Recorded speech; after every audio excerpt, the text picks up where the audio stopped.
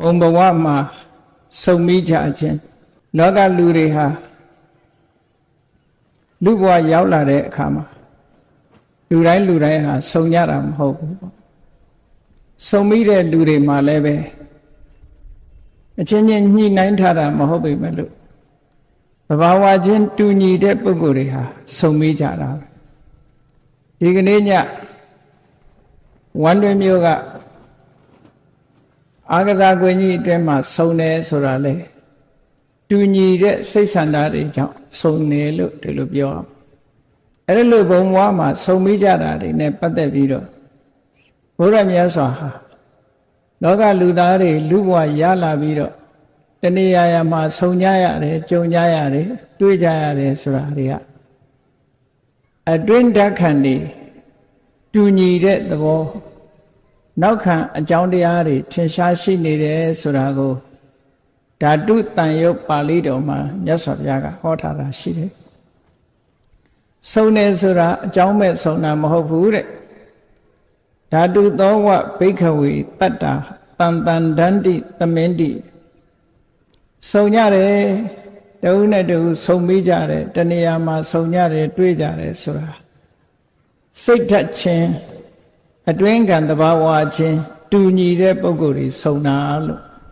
တူညီမှုကိုအကြောင်းပြုပြီးတော့စုံတယ်လို့ဒီလိုပြော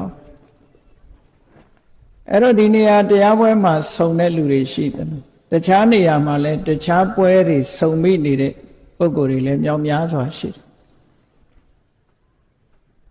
တကမ္ဘာလုံးကိုညှော်မှန်းပြီးတော့ကြည့်မယ်ဆိုရင်ဒီအချိန်မှာ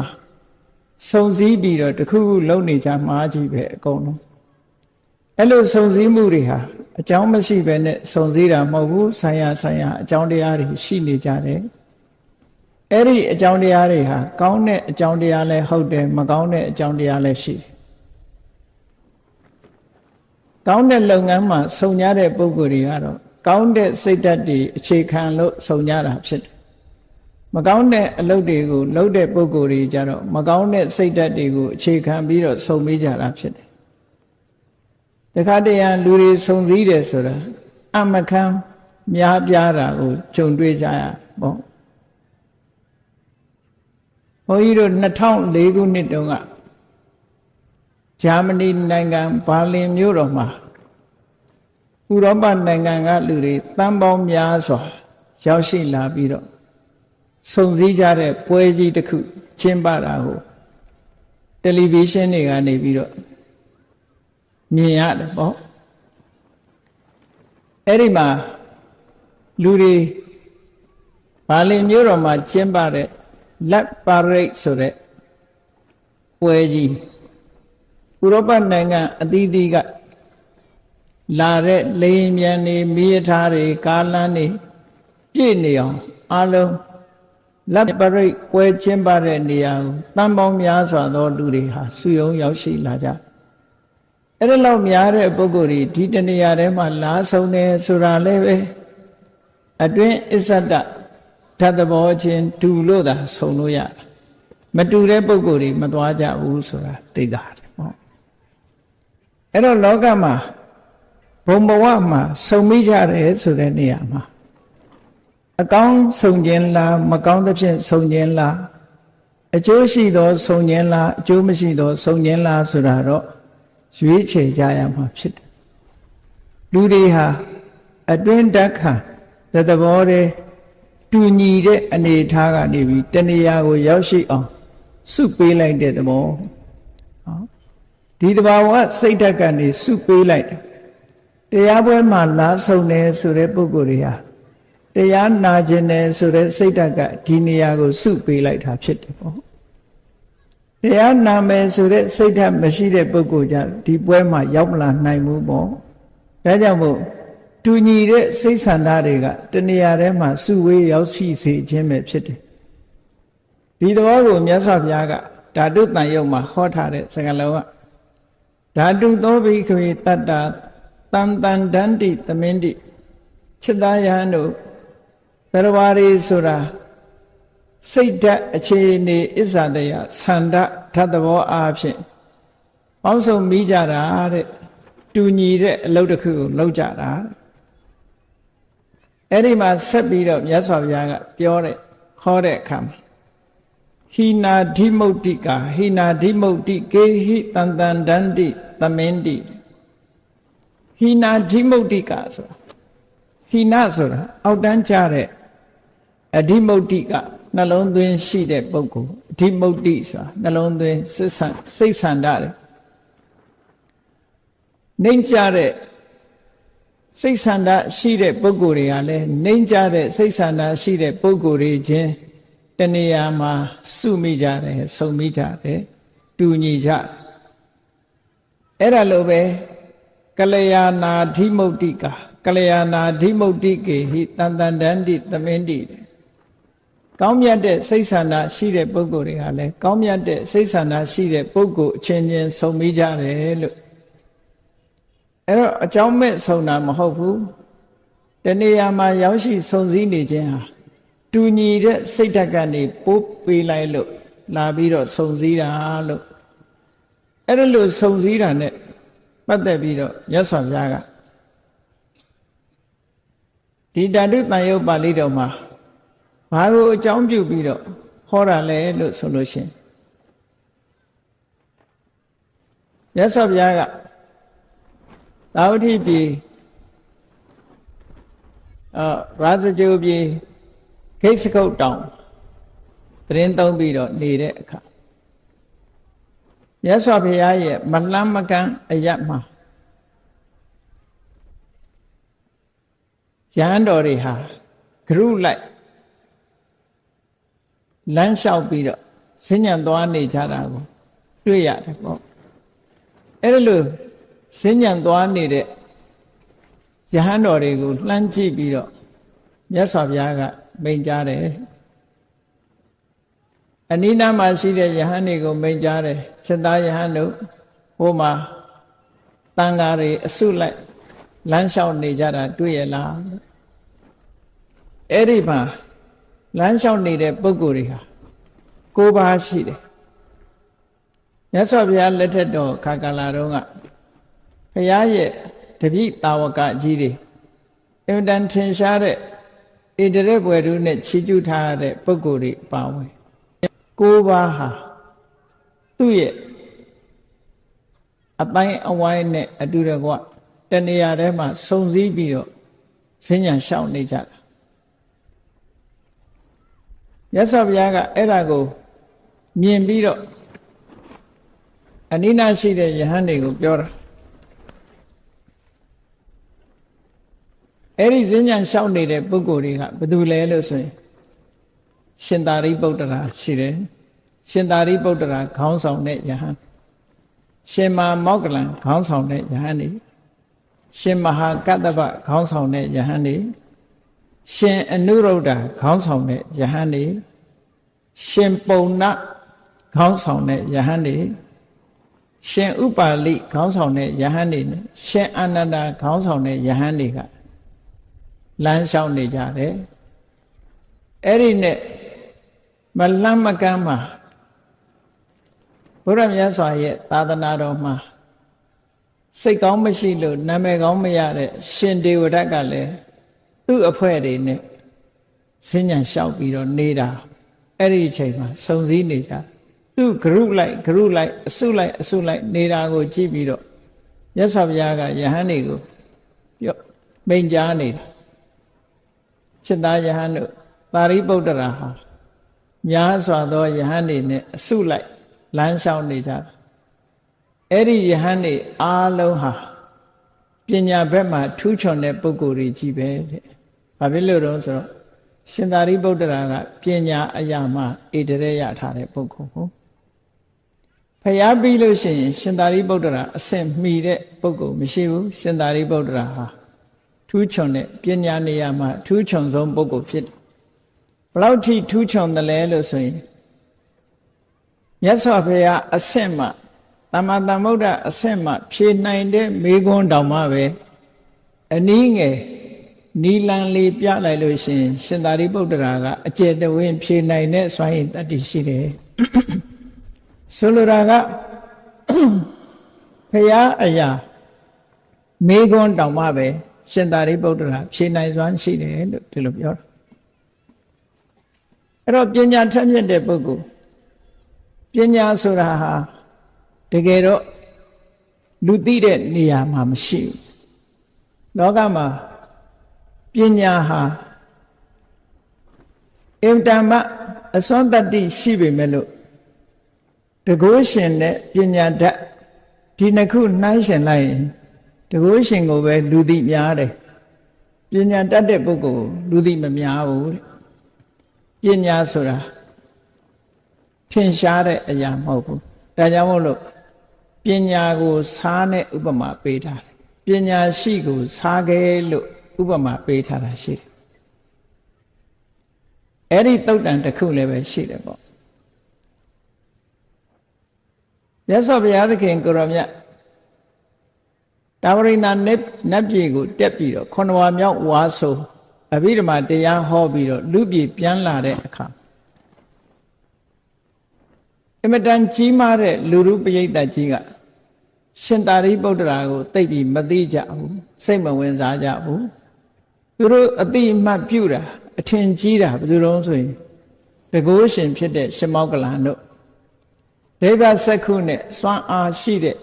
ရှင်အနုရုဒ္ဓတို့ကိုပဲအထင်ကြီးကြသတင်းမေးတဲ့အခါမှာမြတ်စွာဘုရားဘယ်တော့ကြွလာမှာတော့ခုခေတ်ဆိုရင်တော့ပြောရေးဆိုခွင့်ရှိသူပေါ့နော်ရှင်အနုရုဒ္ဓတို့ကဖြေတယ်ဘုရားဘယ်တော့ကြွလာမယ်ဆိုတာသွားပြီးတော့တကိုးနဲ့ကြွရောက်ပြီးတော့မေးမြန်းနိုင်တာရှင်မောက္ကလန်တို့ကဖြေတယ်အဲ့တော့အဲ့ဒီလူထုပရိသတ်ကြီးဟာရှင်မောက္ကလန်တို့ပို့ပြီးတော့အထင်ကြီးတယ်ရှင်သာရိပုတ္တရာရှိနေတော့လည်းပဲရှင်သာရိပုတ္တရာကိုသိပြီးတော့လူတွေကအထင်ကြီးတဲ့သဘောမရှိဘူးမြတ်စွာဘုရားလူပြည်ဆင်းလာတဲ့အခါမှာမြတ်စွာဘုရားကဒီအချက်ကိုတတိထားမိတယ်ဘုရားသာသနာတော်မှာပညာရှင်နဲ့တကုရှင်ဆိုရင်ပညာရှင်ကိုနံပါတ်1နေရာမှာထားတယ်တကုရှင်ကနံပါတ်2နေရာမှာရှိတယ်ဟိုက်ဟာရာကီလို့ခေါ်တယ်အဆင့်နဲ့ထားတဲ့အခါမှာပညာရှင်ကနံပါတ်1တကုရှင်ကနံပါတ်2ဒီလိုအဆင့်ဆင့်ထားသို့တော်တကုရှင်ကိုသာနံပါတ်1ကိုကြော်ပြီးတော့နံပါတ်2ကိုလူသိများနေတာကိုမြတ်စွာဘုရားကတတိထားပြီးတော့ဒါပရိန္ဒနတ်ပြည်ကနေဆောင်းတန်း3သွယ်နဲ့လူပြည်ကိုကြွဆင်းလာတဲ့အခါသင်္ကတ္တတကားဝဆောင်းတန်းဥရောက်တဲ့အချိန်မှာမြတ်စွာဘုရားကိုပထမဆုံးနှုတ်ဆက်ကြောခွင့်ရတာရှင်သာရိပုတ္တရာဒါကမြတ်စွာဘုရားရဲ့လက်ရရန်ဆိုတော့ဘုရားပြီးရင်ဒုတိယပေါ့ရှင်သာရိပုတ္တရာသို့တော့လူထုပရိသတ်ကရှင်သာရိပုတ္တရာရဲ့စွမ်းအစကိုမသိကြမသိလို့မြတ်စွာဘုရားကစောင်းတန်းဥမှာပဲရပ်ပြီးတော့မိခွန်းနေမေးတာရှင်သာရိပုတ္တရာကမြတ်စွာဘုရားမေးသမျှတွေကိုဖြေဆိုတယ်နောက်ဆုံးမှာသမ္မာသမ္ဗုဒ္ဓဘုရားကသာဖြေနိုင်တဲ့မိခွန်းမျိုးကိုနီလန်ပေးတဲ့အခါမှာရှင်သာရိပုတ္တရာဖြေနိုင်တယ်တခြားပုဂ္ဂိုလ်တွေဟာအဲ့ဒီမေခွန်းရဲ့အဖြေကိုမသိနိုင်ကြဘူးရှင်သာရိပုတ္တရာဖြေမှသိနိုင်ကြတာဖြစ်သောကြောင့်အဲ့ဒီအချိန်မှာပရိသတ်ရဲ့အလယ်မှာရှင်သာရိပုတ္တရာရဲ့ဉာဏ်ရည်ဉာဏ်စွမ်းအစတွေဟာလူတွေကသိလာကြလို့အလုံးကရှင်သာရိပုတ္တရာကိုထင်ကြီးလေးစားလာကြတယ်လို့ဆိုတဲ့အကြောင်းအရာလည်းရှိတယ်ပေါ့တခါတုန်းကရှင်မောက္ကလန်နဲ့ရှင်သာရိပုတ္တရာတို့ဘာစကြိုပြေမှာဝါဆိုးနေကြအဲ့ဒီအချိန်မှာမြတ်စွာဘုရားသခင်ကိုရောမြတ်ကသာဝတိပြေမှာဝါဆိုးတယ်သာဝတိနဲ့ဝါစကြိုအလန်းကွာတဲ့နေရာသတင်းသုံးနေထိုင်ကြတာညနေ2ပါးဆုံတဲ့အခါကျတော့ရှင်မောက္ကလန်ရဲ့မျက်နှာကခါတိုင်းနဲ့ကြီးနေတယ်စိတ်ထဲမှာကျဉ်တ်နေတဲ့အပြုံးနေနဲ့ရှင်မောက္ကလန်ကိုရှင်သာရိပုတ္တရာကအကဲခတ်မိတယ်အကဲခတ်မိတဲ့အခါကျတော့ ငါရှင်သာရိပုတ္တရာဒီကနေ့နေ့လည်ခင်းကာလမှာအင်တန်ငြိမ်သက်တဲ့ငြိမ်းချမ်းတဲ့တမဘတ်နဲ့နေလာတာလားမျက်နှာအဆင်းတွေအလွန်ကြီးနေပါလားစိတ်ဓာတ်တွေအလွန်ရွှေနေပါလားငြိမ်းချမ်းတဲ့တမဘတ်နဲ့နေလာလို့ဒီလိုစိတ်ဓာတ်တွေကြီးငြိမ်းချမ်းပြီးတော့မျက်နှာတွေဟာရှင်လန်းနေတာလားလို့ဆိုမဟုတ်ပါဘူးတဲ့ဒါဖြင့်ဘာဖြစ်လို့မျက်နှာရွှင်နေတာတုံးဆိုတော့တရားနာရလို့တဲ့ဖြေတာတရားနာရလို့မျက်နှာရွှင်နေတာပါတဲ့ဘယ်သူစီကနာရတာတုံးဆိုမြတ်စွာဘုရားစီကသူတရားနာရတာတဲ့အဲ့တော့ရှင်သာရိပုတ္တရာကနေပါအောင်ကိုတော့မြတ်စွာဘုရားကတာဝဋ္ဌိပြည်မှာအရှင်ဘုရားကဒီမှာဘယ်လိုလုပ်တရားနာတာတုံးလို့ဆိုသူတရားနာပုံလေးကိုပြောပြတာဝဋ္ဌိနဲ့ဇေရဝံခုခေတ်ဆိုရင်တော့လူတွေကထင်မှာပေါ့တယ်လီဖုန်းဆက်တာပေါ့နော်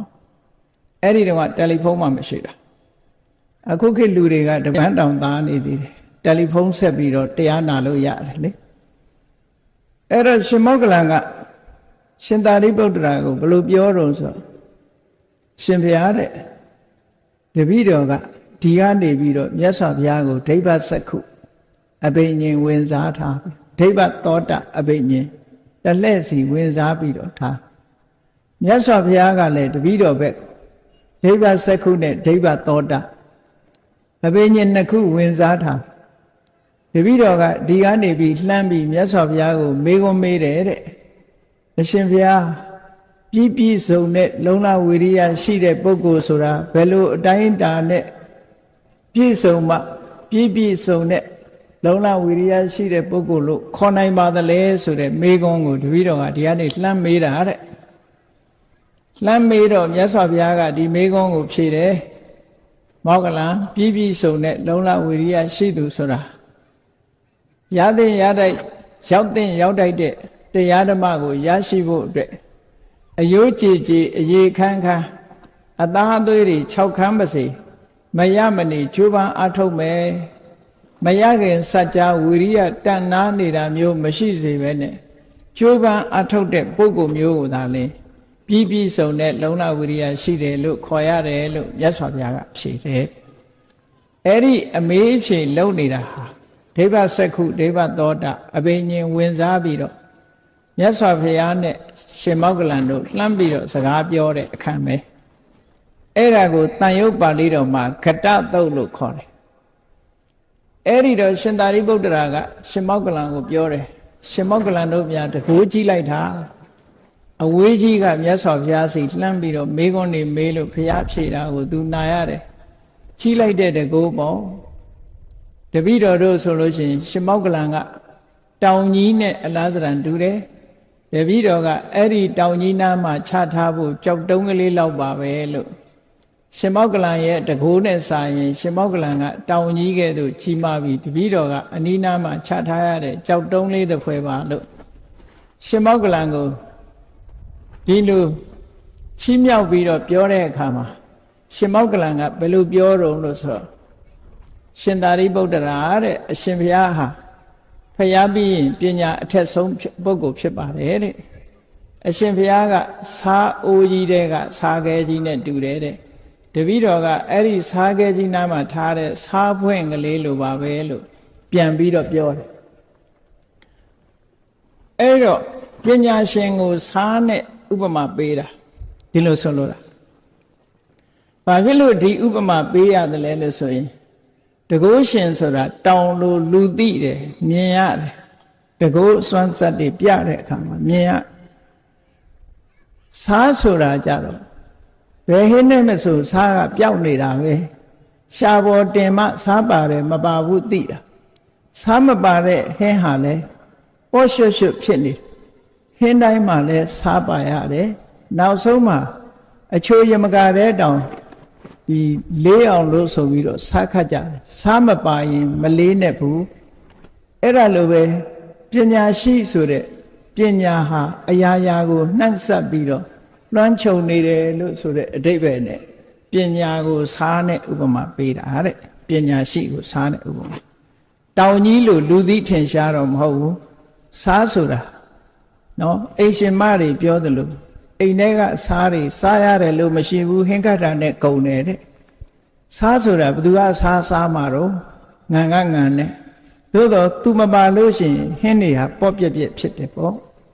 အေးအဲ့ဒါလိုပဲအရာရာမှာပညာရှိမပါရင်ပေါ့ပြက်ပြက်ဖြစ်တယ်လို့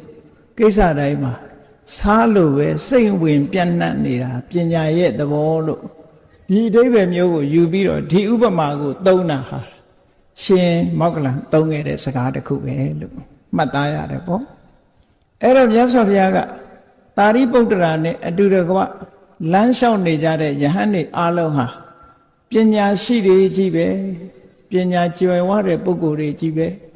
အံ့ဩစရာကောင်းလိုက်တာစိတ်ဆန္ဒတူညီတဲ့ပုဂ္ဂိုလ်တွေဟာအစုလိုက်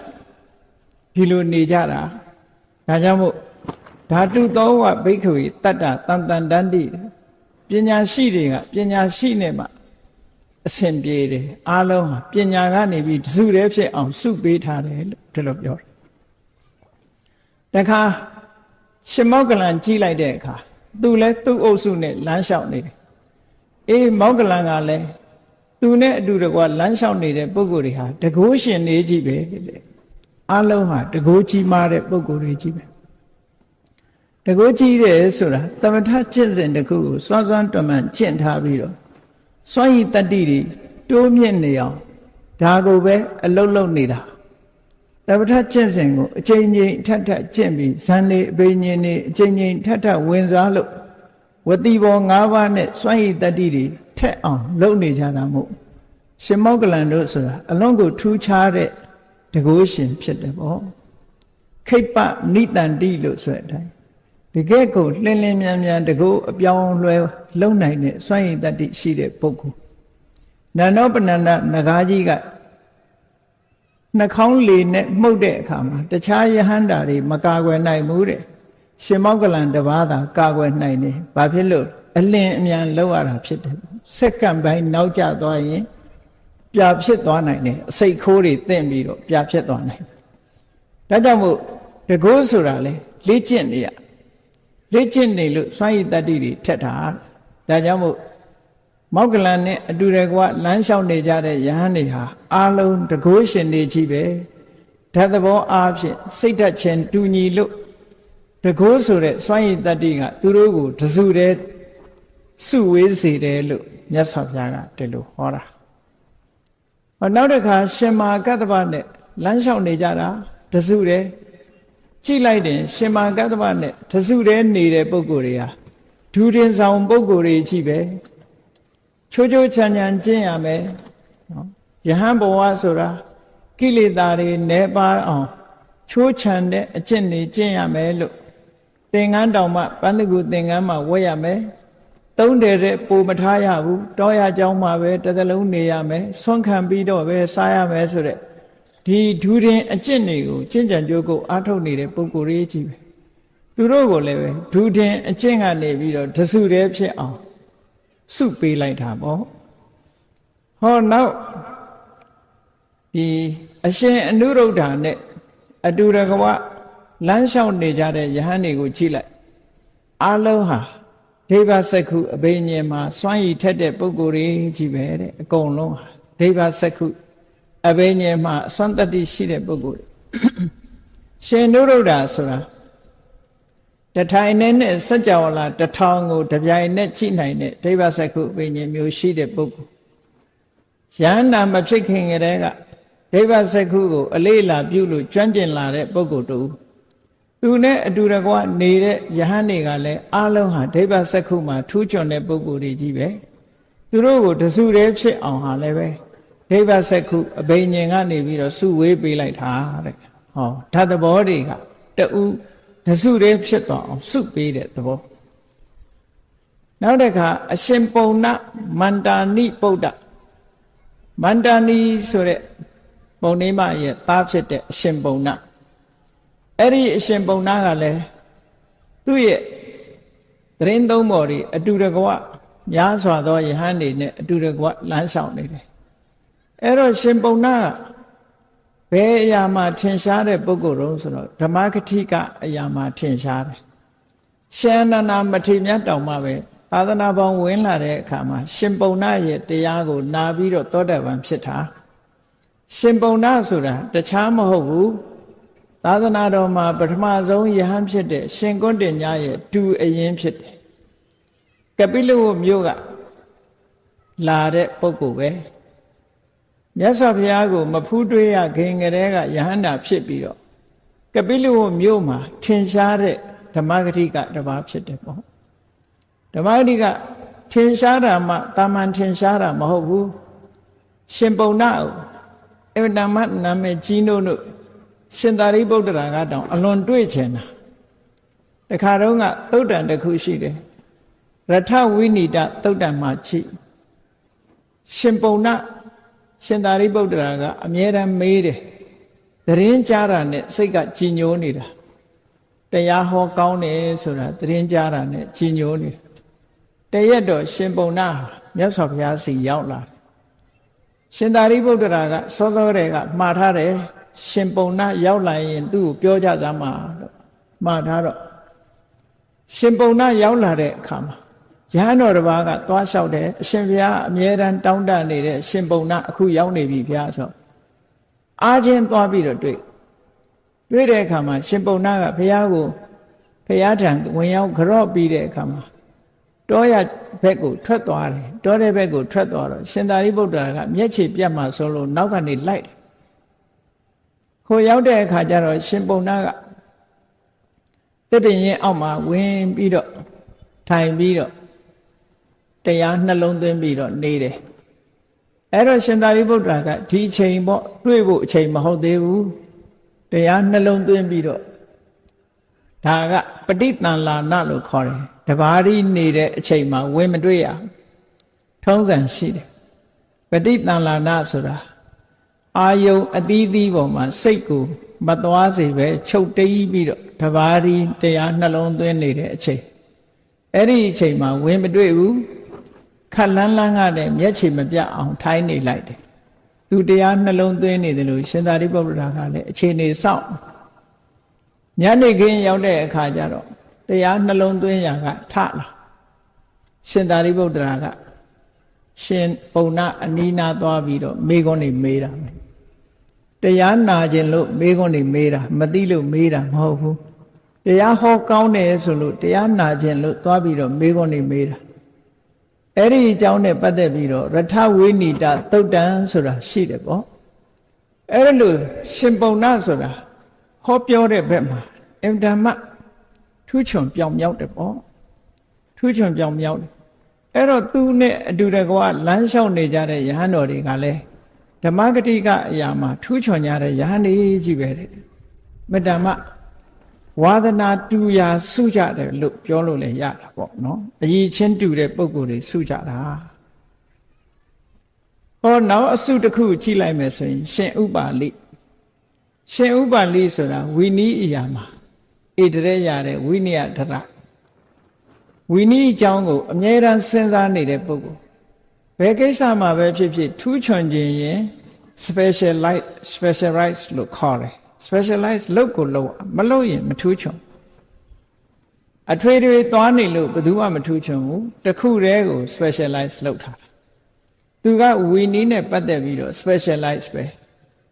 အဲ့ဒါကြောင့်မို့လို့ဝီနီးအရာမှာထူးချွန်တယ်သူကိုယ်တိုင်ကပြောခဲ့တယ်လေဝိနယောအာတယောမရှံဝိနယောဌာနစင်္ကမဝိနေဝါတံကပိမိဝိနယောမမခောစရောတဲ့ဆိုလိုတာကနော်ဝီနီးသည်သာသူ့ရဲ့နေရာဖြစ်တယ်ပေါ့ဝီနီးသည်သာလည်းသူရက်တဲ့နေရာသူဆင်းညံသွားတဲ့နေရာသူထိုင်တဲ့နေရာဖြစ်တယ်ပေါ့ဝီနီးသည်သာလည်းသူ့ရဲ့ချက်စားရာဖြစ်တယ်ဒီလိုပြောခဲ့တာဆိုလိုတာကထိုင်းနေလဲဝီနီးအကြောင်းစဉ်းစားတယ်ရက်နေလဲဝီနီးအကြောင်းစဉ်းစားတယ်လျောင်းနေလဲဝီနီးအကြောင်းစဉ်းစားတယ်ဒီလိုဆိုလိုတာပေါ့ဒါကြောင့်မို့ဝီနီးနဲ့ပတ်သက်ပြီးတော့ဒီထူးချွန်အောင်လုပ်တဲ့ပုဂ္ဂိုလ်ဖြစ်လို့တကယ်ကိုဝီနီးအရာမှာဣတရေရတဲ့ဝိနည်းဒရပုဂ္ဂိုလ်မြတ်ကြီးဖြစ်တယ်ပေါ့သူနဲ့အတူတကွာနေတဲ့ပုဂ္ဂိုလ်တွေကလည်းသူ့လိုပဲဝီနီးအရာမှာထူးချွန်တဲ့ပုဂ္ဂိုလ်ကြီးပဲဟောဝီနီးပေါ်မှာလေးစားပြီးတော့ ဝီနီးတရားကိုလေ့လာလှိုက်စားတဲ့ပုဂ္ဂိုလ်တွေအချင်းချင်းအဲ့ဒီဝီနီးတရားတော်ကစုပေးလိုက်တဲ့သဘောတဲ့တစုတည်းစုံမိသွားကြတယ်ပေါ့ဒီလိုဆိုလို့တာနောက်တစ်ခါကျတော့ရှင်အာနန္ဒာလည်းပဲသူ့အစုနဲ့လမ်းလျှောက်ရှင်အာနန္ဒာဆိုတာမြတ်စွာဘုရားတရားတော်တွေဟောသမျှဓမ္မခန္ဓာပေါင်း8400တရားတွေသူနှုတ်တဲ့ဆောင်းနိုင်တဲ့စွမ်းရည်တတ္တိရှိတယ်ဘဟုတုတအရာမှာဣတရေယဘဟုတုတဆိုတာအများကြီးသင်ထားတယ်ဘာနဲ့သင်အောင်နားနဲ့သင်နားထောင်ထားတယ်ဒါကြောင့်မို့မြတ်စွာဘုရားဟောသမျှတရားတွေကိုရှင်သာအရှင်အာနန္ဒာကအယအမိဆောင်ထားလို့ခဏိအထိသံဃာယနာတွေတင်းလာတဲ့ဟာရှင်အာနန္ဒာတို့ကစတင်ပြီးတော့ research လုပ်လာတဲ့ကျမ်းစာတွေဘုရားဟောတဲ့တရားတွေပဲဖြစ်တယ်အမြဲတမ်းကျေးဇူးတင်စရာကောင်းတဲ့မထေမြတ်ပေါ့ရှင်အာနန္ဒာတို့ဒီလိုမဆောင်ခဲ့ဘူးမကြက်မှတ်ခဲ့ဘူးဆိုလို့ရှိရင်ဒီကနေ့ခေတ်ဘုရားတရားတော်တွေဟာများများဆဆကြီးကြားနာခွင့်ရကြမှာမဟုတ်ဘူးတဲ့အခုတော့အများကြီးပဲထုတယ်အမြဲတမ်းကြီးမားတဲ့ပိဋကတ်3သွယ်နိကေ9ပြဓမ္မခန္ဓာပေါင်း8400ဆိုတာဒီကနေ့အထိရရှိနေကြတာပေါ့တွေးရှိနေကြရှင်အာနန္ဒာမထေရမြတ်ကိုယ်တိုင်ကပြောတယ်လေသူဟာ8400နဲ့က82,000ကိုမြတ်စွာဘုရားစီကသင်ယူခဲ့တာပါတဲ့ဓမ္မခန္ဓာ82,000ကိုမြတ်စွာဘုရားစီကသင်ပြီးတော့ကျန်တဲ့2000ကိုတော့ရှင်သာရိပုတ္တရာစတဲ့ယဟန်နေစီကသင်ယူခဲ့တာဒါကြောင့်မို့လို့သူ့နှုတ်ဖြားမှာဓမ္မခန္ဓာပေါင်း8400ရှိပါတယ်လို့ပြောတာအဲ့တော့ဘဝတုတ္တအရာမှာအမတမထူးချွန်တဲ့ပုဂ္ဂိုလ်သူမြတ်ဖြစ်တယ်ပေါ့အဲ့ဒီဘဝတုတ္တအရာမှာထူးချွန်တဲ့ရှင်အာနန္ဒာမထေရမြတ်နဲ့ရံပတ်ပြီးတော့နောက်ကနေလိုက်ပြီးဈဉ္ဉံလျှောက်နေကြတဲ့ပုဂ္ဂိုလ်တွေကလည်းစာပေရာမှာထူးချွန်တဲ့ဘဝတုတ္တရှိတဲ့ပုဂ္ဂိုလ်တွေကြီးပဲတဲ့ဘဝတုတ္တရှိခြင်းတူတဲ့သဘောကသူတို့တစုတည်းဖြစ်အောင်စုပေးလိုက်တာဂရုတစ်ခုဖြစ်သွားတယ်။ဟောဒီသဘောကိုမြတ်စွာဘုရားကဓာတုသောဘိက္ခွေတတ္တတန်တန်ဒန္တိသမင်းတိจิตายဟန်တို့စိတ်ထက်ခြင်းအည်ခြင်းဓာတ်သဘောခြင်းအားဖြင့်တတ္တဝါတွေဟာစုစည်းထားတာဖြစ်တယ်အဲ့တော့တဏှာမှာစုမိတယ်ဆိုတာဓာတ်သဘောချင်းတူမှစုလို့ရဓာတ်သဘောချင်းမတူရင်စုလို့မရဘူးလို့ဒီလိုပြောတာเนาะနောက်တစ်ခါခက်လန်းလန်းမှကြည့်လိုက်မယ်ဆိုရင်ရှင်ဒေဝရသူကလည်းသူ့ခြံရံပရိသတ်နဲ့လမ်းလျှောက်နေတယ်ရှင်ဒေဝရကဘာတွေတွေးနေလဲဆိုရင်ဖြတ်လန်းကနေဖျားလုပ်ဖို့စဉ်းစားနေတာသူကအဲ့ဒါကြတော့ပါပိဿရုပ်မာတဲ့စိတ်ဆန္ဒတွေလွှမ်းမိုးနေတယ်သူ့မှာတန်ဃာတွေကိုခေါင်းဆောင်လုပ်ချင်တယ်တန်ဃာအဖွဲ့အစည်းကြီးကိုအကြီးအကဲလုပ်ချင်တယ်အဲ့ဒီအကြီးအကဲလုပ်ချင်တဲ့စိတ်ဓာတ်လူကြီးလုပ်ချင်တဲ့စိတ်ဓာတ်ကသူ့ကိုလွှမ်းမိုးပြီးတော့ထားတယ်သူနဲ့အတူလမ်းလျှောက်နေတဲ့ပုဂ္ဂိုလ်တွေကလည်းအဲ့ဒီလိုစိတ်ဓာတ်ရှိတဲ့ပုဂ္ဂိုလ်တွေကြီးပဲတဲ့ဟောပါပိဿဆိုတဲ့မကောင်းတဲ့အတွေးတွေဝင်နေတဲ့မကောင်းတဲ့လူရင်ဆန္ဒတွေလွှမ်းမိုးထားတဲ့ပုဂ္ဂိုလ်တွေကလည်းပဲမကောင်းတဲ့စိတ်ဆန္ဒချင်းတူရာဟာစုစည်းမိတာဖြစ်နေတယ်ဟုတ်တာပေါ့တရားဝါဒနာပါတဲ့ပုဂ္ဂိုလ်တွေကတရားပွဲရောက်ကြတယ်ရုပ်ရှင်ဝါဒနာတဲ့ပါတဲ့ပုဂ္ဂိုလ်တွေကတယ်လီဗီရှင်းရှေ့မှာရုပ်ရှင်ကြည့်ကြတယ်ဘောလုံးဝါဒနာပါတဲ့ပုဂ္ဂိုလ်တွေကဘောလုံးပွဲရှေ့မှာရောက်ပြီးတော့ဘောလုံးကြည့်ကြတယ်ဘီယာတို့အရက်တို့ဝါဒနာပါတဲ့ပုဂ္ဂိုလ်တွေကလည်းဘီယာအရက်ဆိုင်မှာစုကြတယ်ပေါ့လူဆိုတာတယောက်နဲ့တယောက်မတူဘူးပေါ့တဘာဝချင်းတူရာစုမိနေကြတယ်ဆိုတဲ့သဘောကိုမြတ်စွာဘုရားကဟောတာအဲ့တော့ဘုန်းကြီးတို့တွေလောကလူတွေဟာဒီလိုအခြေအနေအရစုပြီးတော့နေကြတဲ့အခါမှာတို့ကိုစုမိအောင်လုပ်တဲ့ဟာကောင်းတဲ့အရာလားမကောင်းတဲ့အရာလားလို့ဆက်လက်ပြီးတော့စဉ်းစားဖို့လိုအပ်တယ်ပေါ့မကောင်းတဲ့အရာကတို့ကိုစုတယ်ဆိုရင်ကောင်းတာဖြစ်ဖို့ကိုကလှုပ်ဆောင်ရမယ်အမှတ်ရမြတ်စွာဘုရားကဆက်ပြီးတော့ဟောထားတယ် တရားတရားကင်းမဲ့တဲ့ပုဂ္ဂိုလ်တွေဟာတရားတရားကင်းမဲ့တဲ့သူချင်းစုမိကြတယ်တဲ့အရှက်မရှိတဲ့ပုဂ္ဂိုလ်တွေဟာလည်းအရှက်မရှိတဲ့ပုဂ္ဂိုလ်ချင်းစုမိကြတယ်တဲ့ဒုစရိုက်လုပ်ငန်းနဲ့ပတ်သက်ပြီးအကြောက်အလန့်မရှိတဲ့ပုဂ္ဂိုလ်တွေကလည်းအကြောက်မလန့်မရှိတဲ့ပုဂ္ဂိုလ်ချင်းစုမိကြတယ်ဘဟုတုတနဲတဲ့ပုဂ္ဂိုလ်တွေကလည်းဘဟုတုတနဲတဲ့ပုဂ္ဂိုလ်ချင်းစုမိကြတယ်တဲ့ပြင်းကြီးတဲ့ပုဂ္ဂိုလ်တွေကလည်းပြင်းကြီးတဲ့ပုဂ္ဂိုလ်တွေချင်းတဏှာမှာစုမိကြတယ်ပညာမဲ့တဲ့ပုဂ္ဂိုလ်တွေကလည်းတဏှာမှာပညာမဲ့တဲ့ပုဂ္ဂိုလ်ချင်းစုမိကြတယ်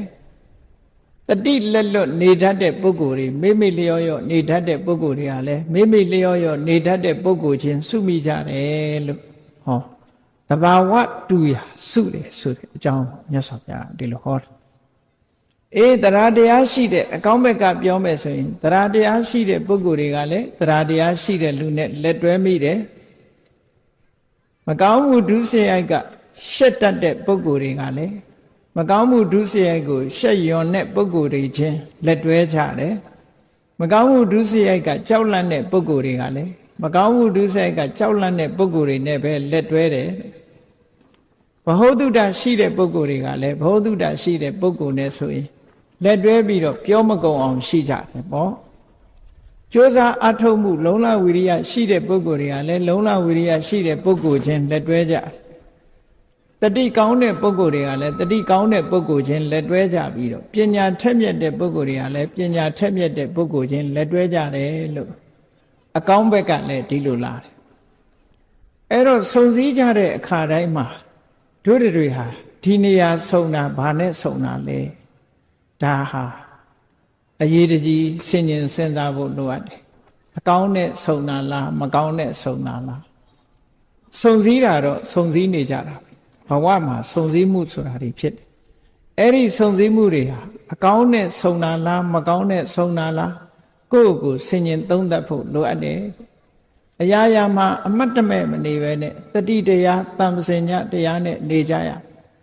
အဲ့ဒါလို့မနေလို့ရှိရင်ဘဝနှိမ့်ကျသွားနိုင်တယ်ပေါ့တိုးတက်မြင်မာလာအောင်ကိုယ့်ရဲ့အခြေအနေကိုပုံမှန်သုံးသပ်နေတတ်ဖို့လိုအပ်တယ်ပေါ့အဲ့ဒါလို့ဆင်ញင်တုံတရားနဲ့ဆင်ញင်သုံးသပ်ရမြတ်စွာဘုရားကိုယ်တိုင်ကကထံဗုဒ္ဓတမေရတ္တိတိဝဝေတိဝတ္တန္တိတိပပ္ပစိတေနအဘိနံပစ္ဆွခိတပါမကောင်းတဲ့အညစ်အကြေးတွေကိုထုတ်ဖို့ကြိုးစားနေတဲ့ပုဂ္ဂိုလ်တယောက်ဟာတနေ့တာငါဘယ်နည်းနဲ့ကုံဆုံးလာတယ်ဆိုတာဆင်ញင်သုံးသပ်ပေးရမယ်လို့ဒီလိုဟောထားတာရှိဒါလူတိုင်းလိုက်နာရမယ်ဟာတစ်ခုဖြစ်တယ်မို့နှမို့ဆိုရင်ကိုယ့်ဘဝနမောနမဲ့နေရာရောက်တယ်ပေါ့နမောနမဲ့နေလို့ရှိရင်တော့လူတယောက်ဟာနှိမ့်ကျသွားမှာပဲအဲ့ဒါကြောင့်မို့လို့နမောနမဲ့မနေရအောင်ကိုယ့်ဘဝကိုဆင်ញင်သုံးသပ်မှုလောက်ဆင်ញင်သုံးသပ်တဲ့အခါမှာအဖြေထွက်လာမကောင်းတာနဲ့စုမိနေတယ်ဆိုရင်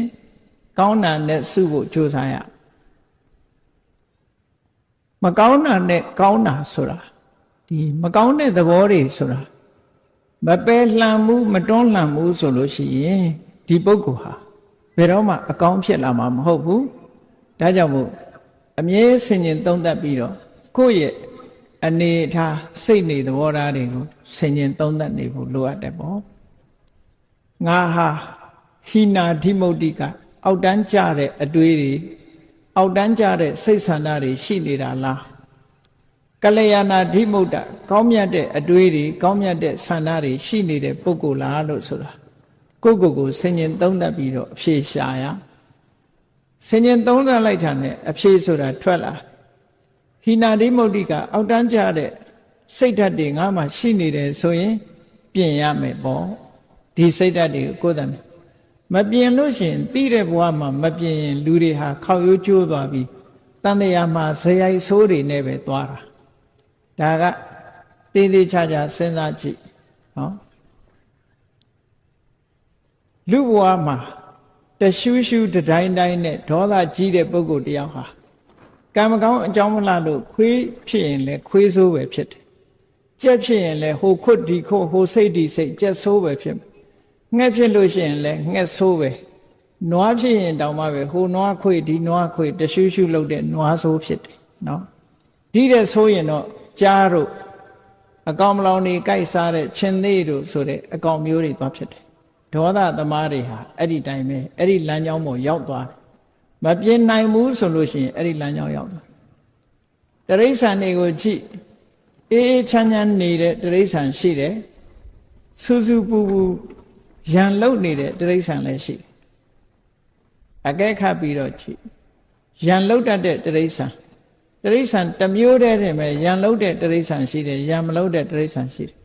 ခွေးထဲမှာလည်းသဘောကောင်းတဲ့ခွေးရှိတယ်သဘောဆိုးတဲ့ခွေးရှိတယ်ဟောအမှတ်တမဲ့နေရင်တော့မသိဘူးသေချာကြည့်လို့ရှိရင်ခွေးဟာကြိုက်တတ်တဲ့ခွေးရှိတယ်မကြိုက်တတ်တဲ့ခွေးရှိတယ်ကြိုက်တဲ့ခွေးဆိုတာသဘောဆိုးလို့ကြိုက်တာနော်သဘောမဆိုးတဲ့ခွေးက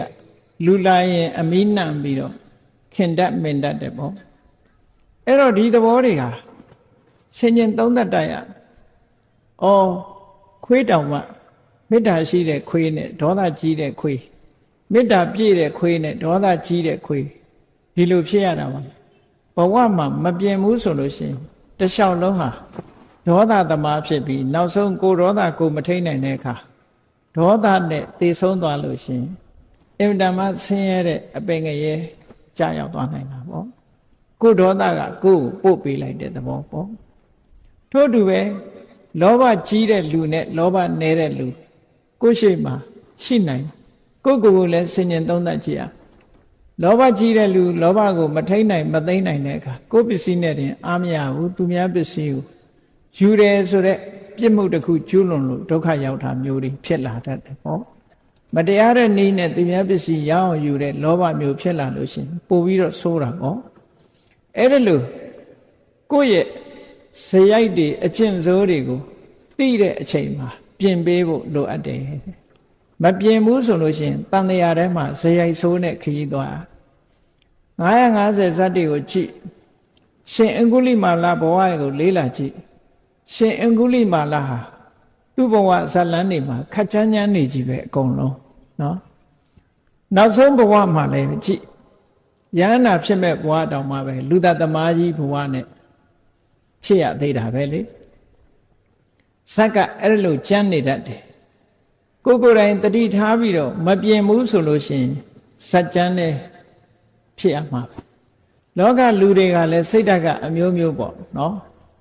ရုပ်ရှင်တစ်ခုရိုက်တယ်ဆိုလို့ရှိရင်ဗီလိန်နေရာကရိုက်ချင်တဲ့လူရှိတယ်လူချမ်းနေရာရိုက်ချင်တဲ့လူရှိတယ်မင်းသားနေရာရိုက်ချင်တဲ့လူရှိတယ်သူ့ဝါဒနာနဲ့သူပဲအဲ့တော့ဝါဒနာကိုကိုယ့်ကိုပြင်ပြီးတော့ကောင်းတဲ့ဘက်ကိုရောက်အောင်ကိုယ့်ကိုမလှုပ်တဲ့မူလားလှုပ်တဲ့တာပေါ့မှန်ကန်တဲ့ဆင်ញင်သုံးသပ်မှုကိုထားပြီးတော့ကိုဟာအဆင့်မြင့်တဲ့ဘဝကိုကိုယ်တိုင်တွေးတောပြီးတော့အဆင့်မြင့်အောင်လုပ်ယူဖို့လိုအပ်တယ်ပေါ့အဲ့ဒါလို့မဟုတ်လို့ရှင်ဇယိုက်ဆိုးဝါစနာဆိုးကြီးဟာနောက်ဆုံးထိအောင်ခောက်ရိုးကျိုးပြီးတော့ပါလာတတ်တယ်ဒါကြောင့်မို့ဇယိုက်ဆိုးတွေပယ်လှန်ပြီးတော့ဇယိုက်ကောင်းတွေဖြစ်အောင်ကြိုးစားအားထုတ်ကြရမှာလို့ဒီသုတ်တန်တွေကဒီလိုတတိပေးထားတာဖြစ်တယ်အေးကောင်းတဲ့အကျင့်တွေကောင်းတဲ့အတွေးတွေကောင်းတဲ့စိတ်ဓာတ်တွေကိုယ်တဏ္ဍာမှာဝင်ရောက်ရှိနေအောင်ကြိုးစားအားထုတ်ကြဘဝမှာအောင်မြင်ကြီးပွားခြင်းလို့ရှိရင်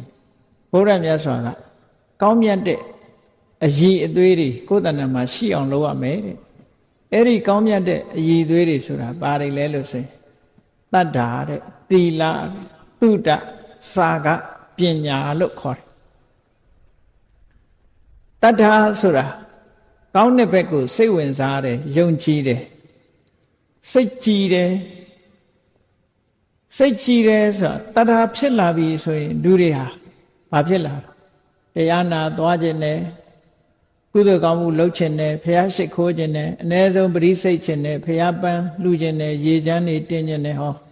စိတ်ကြီးနေပြီဆိုရင်အဲ့ဒါတွေအကုန်လုပ်တယ်ကောင်းတဲ့အလုပ်တွေလုပ်တယ်စိတ်ကြည်နူးလာပြီဆိုရင်ဒါနကောင်းမှုလုပ်တယ်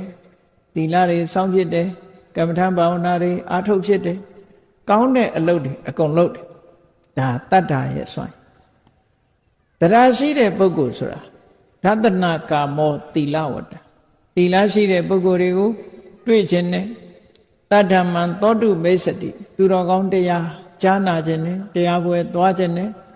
ဝိနည်းမစ္စေရမလံဘာလူရမလဲကုသိုလ်ဘာလုပ်ရမလဲကိုယ်ပစ္စည်းတွေကဆွန့်လွတ်ပြီးတော့ဒါနကောင်းမှုလုပ်ဖို့စိတ်ဝင်စားနေတယ်အဲ့ဒါတရားဖြစ်ပေါ်လာလို့ရှင်အဲ့ဒီအခြေအနေမျိုးတွေပေါ်လာတယ်လို့ဒီလိုပြောတာအဲ့တော့တရားရှိနေတဲ့ပုဂ္ဂိုလ်တယောက်ဟာတရားကိုလက်နဲ့ဥပမာပေးထားတာရှိတယ်ယရနာတွေ့တော်လဲလက်မပါရင်ကောက်ယူလို့မရတယ်လို့တရားမရှိဘူးဆိုရင်ကုသိုလ်ကောင်းမှုပြုဖို့အခွင့်ကြုံတော်လဲတရားမရှိသည့်အတွက်ကြောင့်မပြုမိဘူးဒါကြောင့်မို့တရားဆိုတာလက်နဲ့တူတယ်တဲ့တတ္ထာဟတ်ထောမဟတနောတရားလက်ရှိတဲ့ပုဂ္ဂိုလ်ဟာကြွယ်ဝချမ်းသာတဲ့ပုဂ္ဂိုလ်ဖြစ်တယ်လို့ဒီလိုဆိုတာဟောနောက်တစ်ခုကျတော့တတ္ထာဘီဇံနဲ့တရားဟာမျိုးစိနဲ့အလားတန်တူတယ်မျိုးစိလေးကအလုံးနှစ်ခုကိုလှုပ်တယ်တဲ့ကိုယ့်ဘာကိုမျိုးစိလေးကိုစဉ်းစားကြည့်အလုံးနှစ်ခုဆိုတာဘာလဲမျိုးစိလေးကိုမြေထဲစိုက်ချလိုက်မယ်ဆိုလို့ရှိရင်အောက်ကိုအမြင့်ကလေးတွေ့တယ်အပေါ်ကိုအညောင်ကလေးထွက်လာတယ်ဒါသူ့ရဲ့အလုံးနှစ်ခုပဲအောက်ကိုအမြင့်သက်ဆင်းခြင်းအပေါ်၌အညွန့်တက်ခြင်းဆိုတဲ့ဒီအလုံးနှစ်ခုဟာမျိုးစိကနေဖြစ်လာတာအဲ့ဒီအလုံးနှလုံးလုံးတယ်လို့ပဲတရားရှိတဲ့ပုဂ္ဂိုလ်ဟာသီလကိုလည်းထိမ့်သိမ်းဆောက်ရှောက်တယ်သမထဝိပဿနာကျင့်စဉ်ကိုလည်းကျင့်တယ်သီလစောင့်တာဟာအမြင့်သက်ဆင်းတာနဲ့တူတယ်သမထဝိပဿနာကျင့်တာအညွန့်တက်တာနဲ့တူတယ်လို့ဒီလိုတရားကိုမျိုးစိနဲ့ဥပမာပေးတာရသော်ဘုရားကအာလဝကကြီးရဲ့အမေးကိုဖြေတဲ့အခါမှာလောကမှာအကောင်းဆုံးဥစ္စာအမြတ်ဆုံးဥစ္စာဘာလဲလို့ဆိုရင်တတ္ထာပဲလို့ဒီလိုခေါ်ခဲ့တာတရားတရားရှိပြီဆိုလို့ရှိရင်တန်ဖိုးရှိတဲ့ဥစ္စာတွေဟာသူပိုင်ဆိုင်ခွင့်ဖြစ်သွားတာပဲဒါကြောင့်မို့တရားဆိုတဲ့ဥစ္စာပိုင်ထားပြီဆိုလို့ရှိရင်လောကမှာရှိတဲ့ယရဏအလုံးကိုပိုင်ထားတာနဲ့မထူးတော့ဘူးတရားရှိလို့ကုသိုလ်ကောင်းမှုတွေလုပ်တဲ့ပုဂ္ဂိုလ်ဟာယရဏတွေဟာယရဏရှိရသွားတယ်ဆိုတာလိုပဲတရားတရားရှိတဲ့ပုဂ္ဂိုလ်စီမှာယရဏပစ္စည်းတွေအကုန်စုတယ်လို့ဒီလိုဆိုတာလောကကြီးဆိုတာအမတန်မှထူးခြားတယ်ကိုယ်တိုင်ကယရဏမစုပေမဲ့လို့ကိုယ်စီကိုရောက်လာတတ်တယ်ပေါ့ဒါပြောတာနော်တရားတရားရှိပြီဆိုရင်တတ္ထာရှိလာလို့ရှိရင်နောက်ဘာရှိလာတော့ဆိုသီလကိုချင်းသီလတွေမြဲလာတယ်ကိုချင်းသီလမြဲလာပြီးတဲ့အခါမှာဖះဟောတဲ့တရားတွေကိုကြားနာတယ်ဘောဓုတတွေစီးဘူးတယ်တုတစွန့်လွတ်မှုဆိုတဲ့စာကလူမှုတမ်းမှုဆိုတဲ့စာကဆိုတဲ့သဘောက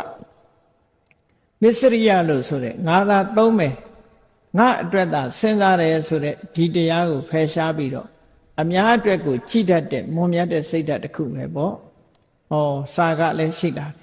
နောက်ဆုံးကြတော့ပညာတဲ့ပညာဆိုတာကြတော့သဘာဝတရားကိုထိုးထွင်းပြီးတော့အမှန်တိုင်းသိတဲ့ပညာရအဲ့ဒီအမှန်တိုင်းသိလာပြီသဘာဝကိုထိုးထွင်းသိလာပြီဆိုတဲ့အခါမှာဒီပညာကြတော့တွေ့တာမှုတွေကိုလည်းဖယ်ရှားနိုင်တယ်တွေ့တာမှုပြတ်သွားရင်မုန်းတိမှုဆိုတာလည်းမလာတော့ဘူးနောက်ဆုံးမှာသဘာဝအစစ်မှန်ကိုသိသွားတဲ့အခါမှာဘာဖြစ်လာလဲသဘာဝအစစ်မှန်မသိတဲ့ပုဂ္ဂိုလ်ကတွေ့တာမှုတွေနဲ့ရင်ထဲမှာပူလောင်မှုဆိုတဲ့တောကတွေမကြာခဏကျုံနေကြတွေ့တာမှုကိုအခြေပြုပြီးတော့တောကတွေဖြစ်ရအဲ့ဒီတောကကိုလျှော့ချခြင်းလို့ရှိရင်တွေ့တာမှုကိုမလျှော့ဘဲနဲ့လျှော့လို့မရဘူးအဲ့ဒီတွေ့တာမှုကိုလျှော့ချဖို့ရအတွက်ဒီမှန်ကန်စွာသိတဲ့ပညာဆိုတာဒါအရေးကြီးဆုံးပဲလို့ဒီပညာရှိဖို့လိုအပ်တယ်အဲ့ဒီပညာကိုဘယ်လိုလုပ်ရအောင်လုပ်ရမလဲလို့ဆိုတာရအောင်လုပ်တဲ့နည်းတွေကတော့ပညာရချင်လို့ရှိရင်တရားနာရတယ်စာပေတွေကိုဖတ်ရှုလေ့လာရတယ်ဒီသဘာဝတရားတွေကိုဆင်ញင်သုံးသပ်ဖို့ရအတွက်သဘာဝတရားတွေကိုနားလည်အောင်သင်ယူရတယ်မေးမြန်းစီးပူးရတယ်ဥက္ခဟပရိပု္ပ္ပာလို့ခေါ်ဥက္ခဟဆိုတာသင်ယူတာပရိပု္ပ္ပာဆိုတာဆွေးနွေးတာမေးမြန်းတာအဲ့ဒီနည်းနဲ့ပညာရလာပြီဆိုရင်ပညာအခြေခံမှုအတွက်သီလနဲ့သမာဓိကျင့်စဉ်နှစ်ခုကိုကျင့်လိုက်လို့ရှိရင်ဒီပညာအတွက်အခြေခံကောင်းတစ်ခုရလာပြီးတော့ပညာဖြစ်ဖို့ရအတွက်ကြတော့ မိမိသင်ထားတဲ့ကိုယ်တဏ္ဍာမှာရှိတဲ့ယုတ်တရားနံတရားတွေပေါ်မှာတတ္တဝါဆိုတဲ့အမြင်ပြောက်သည့်ထိအောင်ဆင်ញင်သုံးသပ်ဖို့လိုတယ်ပေါ့တတ္တဝါဆိုတာမရှိဘူးယုတ်နဲ့နံနှစ်မျိုးတည်းပဲရှိတယ်လို့မြင်လာသည့်ထိအောင်ယုတ်နဲ့နံနှစ်မျိုးသာရှိတယ်ဆိုတာထင်ထင်ရှားရှားဖြစ်လာအောင်ဒီဆင်ញင်သုံးသပ်ဖို့ဥပမာပဲကိုယ်မျက်စိနဲ့အဆင်းအရောင်မြင်စရာတစ်ခုကိုမြင်လိုက်တယ်ဆိုတဲ့အခိုက်မှာမျက်စိရယ်မြင်စရာအာယုံရယ်မြင်စရာအာယုံကိုသိတဲ့မြင်သိစိတ်ရယ်ဒီသဘာဝသုံးခုပဲဆိုပါစို့မျက်စိနဲ့အဆင်းအာယုံကယုတ်တရားအဲ့ဒီယုတ်တရားနှစ်ခုပေါင်းစပ်မှုကိုအကြောင်းပြုပြီးတော့ဖြစ်ပေါ်လာတဲ့မြင်သိစိတ်ဆိုတဲ့စက္ခုဝိညာဉ်စိတ်လေးကနံတရားဆိုဒီအခိုက်လေးမှာကြည့်လိုက်ရင်ဒီယုတ်နဲ့ဒီနံဒါပဲရှိတာပါလားလို့သိမြင်လာအောင်ဆင်ញင်သုံးသပ်ပေးတာအဲ့ဒါလို့ယုတ်နဲ့နံနှစ်မျိုးတည်းသာရှိတယ်လို့သိလာတဲ့အခါမှာတရဝါဆိုတာလည်းမရှိဘူးငါဆိုတာလည်းမရှိဘူးငါဟာဆိုတာလည်းမရှိဘူးသဘာဝတရားတက်တက်တာရှိတယ်လို့သိလာလို့ရှိရင်နာမရူပပရိစ္ဆေဒဉာဏ်လို့ဆိုတဲ့ပညာတစ်မျိုးကိုရပြန်တာပဲပေါ့အဲ့ဒီနာမရူပပရိစ္ဆေဒဉာဏ်ဆိုတဲ့ပညာရလို့ရှိရင်ဒီပညာကမိမိရဲ့အမြင်ကိုစင်ကြယ်စေလို့ဒိဋ္ဌိဝိတ္တုလို့ခေါ်တယ်အမြင်ကိုစင်ကြယ်သွားစေတတ်တယ်အမြင်မှန်သွားပြီဆိုရင်တမ္မာဒိဋ္ဌိပေါ့အမြင်မှန်သွားပြီဆိုရင်ဒီသဘာဝတရားတွေဟာအကြောင်းပဲဖြစ်တာမဟုတ်ဘူးဆိုင်ရာအကြောင်းတွေရှိတယ်ဒီမြင်သိစိတ်လေးဟာငကောကရှိနေတာမဟုတ်ဘူးမျက်စိနဲ့အဆင်းအာယုံဆုံလိုက်လို့ဖြစ်ပေါ်လာတဲ့သဘောတရားပဲဖြစ်ပေါ်ပြီးနောက်ပျောက်ကွယ်သွားတယ်လို့အကြောင်းနဲ့ဆက်ပြီးတော့မြင်လာလို့ရှိရင်ပစ္စယပရိက္ခအကြောင်းကိုပါတွဲဖက်သိလာတဲ့ဉာဏ်တစ်မျိုးရလာပြန်တယ်အဲ့ဒီပညာရပြီဆိုလို့ရှိရင်ကင်္ခာဝိတရဏဝိတ္တုတဲ့ဘာကြောင့်ဖြစ်တယ်နောင်ဖြစ်အောင်မလားဘယ်တော့ရောဖြစ်ခဲ့တာလဲဆိုတဲ့အတွေးတွေတန်တရားတွေကင်းစင်သွားလို့ယုံမှန်တန်တရားကိုကြော်လွှားနိုင်ပြီးတော့စင်ကြယ်တဲ့အသိဉာဏ်တစ်ခုရလာတယ်လို့ဒီလိုဆိုတာပညာရက်တွေဟာတဖြည်းဖြည်းတိုးတက်လာနောက်ပိုင်းကျတော့စက္ခုပတာရဆိုတာလည်းမမြဲဘူးမျက်လုံးဆိုတာလည်းမမြဲဘူးဆိုတာကိုယ့်ဟာကိုယ်ဆင်ញင်သုံးသပ်ကြည့်ငယ်ငယ်တုန်းကမျက်လုံးအသက်50-60ရောက်တော့မျက်လုံးအများကြီးကွာခြားသွားပြီလေအဲ့ဒါကအဝေးကြီးမို့ကွာခြားတာဒီတဲ့ကိုကျင်းပြီးတော့မျက်လုံးဟာပြောင်းလဲနေတာဒါဖြစ်တယ်ပေါ့အဆင်းအာယုန်တွေကလည်းပြောင်းလဲနေတယ်မြင်သိစိတ်ဆိုတာလည်းပေါ်ပြီးတော့ပျောက်သွားတယ်မမြဲတဲ့သဘောတွေကိုဆင်ញင်သုံးသပ်မိလာလို့ရှင်သမ္မတနာပညာလို့သမ္မတနာဉာဏ်လို့ခေါ်တယ်အဲ့ဒီဆင်ញင်သုံးသပ်ရာကဖြစ်ခိုက်ကလေးပစ္စုပန်တဲ့ကြည့်နိုင်လာပြီဖြစ်တဲ့အချိန်လေးမှာမြင်လိုက်တယ်ပြတ်တဲ့အချိန်လေးမှာသိလိုက်တယ်ဆိုတဲ့ဉာဏ်ကြတော့ဥရိယဗျာဉာဏ်လို့ခေါ်အဲ့ဒီကနေတဆင့်တက်လာတော့အဖြစ်ကိုခရုမစိုက်တော့ဘူးအပြက်ကိုပဲမြင်လာပြီဆိုတဲ့အခါကျတော့ဘေငါဉာဏ်မှာအနိစ္စသဘောတရားဟာဒါလမ်းဆုံးအစွမ်းကုန်တွေ့မြင်ခြင်းပဲဖြစ်တယ်ဟောအဲ့ဒီနောက်ကြတော့မိမိတဏ္ဍာမှာရှိတဲ့ယုတ်တရားနံတရားတွေဟာဒီလိုဖြစ်ပြမှုတွေနှိမ့်ဆက်နေတာမို့ကြောက်เสียကြီးပါလားလို့မြင်လာတယ်ဘယညာအန္တရာယ်များလိုက်တာလို့မြင်လာတယ်အာရိနဝညာအန္တရာယ်များလို့လွတ်မြောက်ခြင်းလာတယ်မௌစီတုကမြတာညာနော်နိဗ္ဗိဒညာအန္တရာယ်များတဲ့အပေါ်မှာညှင်းငွေ့လာတယ်ตายရစရာရှားမတွေ့ဘူးညှင်းငွေ့လာတော့လွတ်မြောက်ခြင်းလာတယ်မௌစီတုကမြတာလွတ်မြောက်ခြင်းတဲ့အခါမှာပြန်ပြီးတော့လွတ်ရလွတ်ကြောင်းစဉ်းစားတယ်ပဋိသင်္ခာညာနောက်ဆုံးကြတော့သင်္ခါရတရားတွေပေါ်မှာစိတ်ကိုတည်တည်ငြိမ်ငြိမ်ထားပြီးတော့အမှန်ကိုရှုမြင်နိုင်တဲ့တည်ငြိမ်တဲ့အသိဉာဏ်တစ်မျိုးရလာတာသင်္ခါရုပ္ပခာညာအဲ့ဒီတည်ငြိမ်တဲ့သဘောရပြီဆိုတဲ့အခါမှာနိဗ္ဗာန်ကတ်သွားပြီလို့ဒီလိုပြောတာပေါ့ပေါင်းကူတရားလေးကြော်လိုက်တာနဲ့ဟိုဘက်ကျတော့နိဗ္ဗာန်ရောက်သွားအနုလောမဉာဏ်လို့ဆိုတဲ့ချင်းကပ်လန်းလေးကိုရောက်သွားလို့ရှိရင်ဟိုဘက်ကျတော့ကိလေသာတွေကိုဖယ်ရှားပြစ်နိုင်တဲ့အဆင့်ဆင့်ဖယ်ရှားပြစ်နိုင်တဲ့မက်၄ပါးဖို့၄ပါး၄ချိန်မက်၄ပါး၄ချိန်ဖို့၄ပါး၄ချိန်ကြပြီးတော့ကိလေသာအာသောတွေလုံးဝတန့်စင်ပြစ်နိုင်တဲ့ပညာမျိုးတဲ့အဲ့ဒီပညာမျိုးဟာတော့အစွမ်းထက်ဆုံးပညာမျိုးပဲလို့ဒီလိုပြောတာเนาะအဲ့ဒီရမှလမ်းဆုံးတယ်ပေါ့ဒါကြောင့်မို့တရားတရားရှိဖို့လိုတယ်သီလရှိဖို့လိုတယ်တုတ္တဆိုတဲ့အကြမြင်ဘောတုတ္တတွေရှိဖို့လိုတယ် စာကဆိုတဲ့စွန့်လွတ်နိုင်မှုတွေရှိဖို့လိုတယ်ပညာလို့ဆိုတဲ့ဝိပဿနာပညာတွေရှိဖို့လိုတယ်လူဘဝရလာတဲ့အခိုက်မှာဒီတရားတွေမိမိတဏ္ဍာမှာမရှိသေးရင်ရှိအောင်လုပ်ဖို့ရှိပြီးရင်တိုးတက်မြင့်မားလာအောင်ကြိုးစားအထောက်ဖို့ဆိုတာကိုအခုဒီမြတ်စွာဘုရားဟောတဲ့ဓာတ်သဘောတွေနဲ့တတ္တဝါတွေဟာနှီးနှောမိကြတယ်ဆိုတာဒီသုတ်တံကိုနာယူမှတ်သားကြပြီးတဲ့အခါမှာတို့တဏ္ဍာမှာအရေးကြီးဆုံးကောင်းမြတ်တဲ့သဘာဝတွေရှိပြီးတော့တန်တရားထဲမှာလည်းပဲကောင်းမြတ်တဲ့ဝါဒနာတွေကောင်းမြတ်တဲ့စိတ်ဆန္ဒတွေနဲ့တဦးနဲ့တဦးဆုံညတွေးကြတဲ့အခါမှာကောင်းမြတ်တဲ့အလုပ်နဲ့ကောင်းတဲ့နေရာမှာကောင်းတဲ့စိတ်နေသဘောထားတွေကစုပေးလို့စုမိကြတဲ့ပုဂ္ဂိုလ်မျိုးတွေသာဖြစ်ပြီးနောက်ဆုံးမှာဒီစုမိခြင်းကနေပြီးတော့အမြင့်ဆုံးဖြစ်တဲ့ဝိပဿနာပညာမဲ့ပညာဖို့ပညာရပြီးတော့နိဗ္ဗာန်ချမ်းသာကိုမျက်မှောက်ပြုနိုင်တယ်ဆိုတဲ့ဘုရားမြတ်စွာရဲ့ဆုံးမဩဝါဒနာယူမှတ်သားကြပြီးတဲ့အခါမှာတို့တွေနောက်ဆုံးပညာဖြစ်တဲ့မဲ့ပညာဖို့ပညာရပြီးနိဗ္ဗာန်ကိုမျက်မှောက်ပြုအပ်ပါလို့ဤလို့ဆန္ဒပြုပြီးတော့ကြိုးစားအားထုတ်နိုင်ကြပါစေကုန်သတည်း